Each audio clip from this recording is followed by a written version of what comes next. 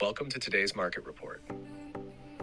The recent developments in the financial markets highlight a blend of caution and optimism among investors, with a keen eye on key economic indicators and central bank policies.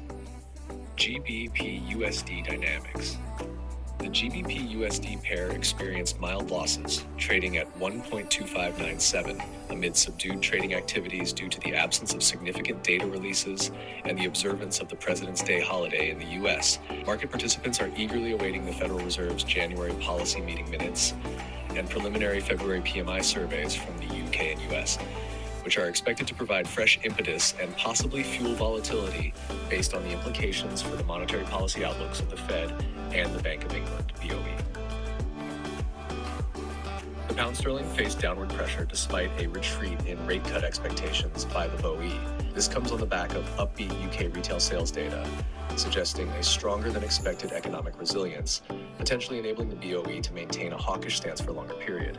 Persistent service inflation and steady labor demand have also contributed to this outlook, influencing GBP dynamics. EUR/USD and EUR/GBP movements. The EUR/USD pair reverted to consolidation, with market participants focusing on the upcoming European and US PMI figures and the Fed's meeting minutes for directional cues. Meanwhile, the EUR/GBP saw a jump above the 20-day SMA, driven by speculation about the ECB's policy stance in light of sticky European inflation, which may compel a more aggressive approach towards the easing cycle compared to the BOE. Global equities and investment insights. Goldman Sachs has adopted a more positive stance on global equities, moving to an overweight position due to signs of a global manufacturing recovery and a pro-cyclical feel in cross-asset performance. However, the investment bank anticipates modest equity returns, acknowledging that sentiment and positioning are already bullish and risk premia are low.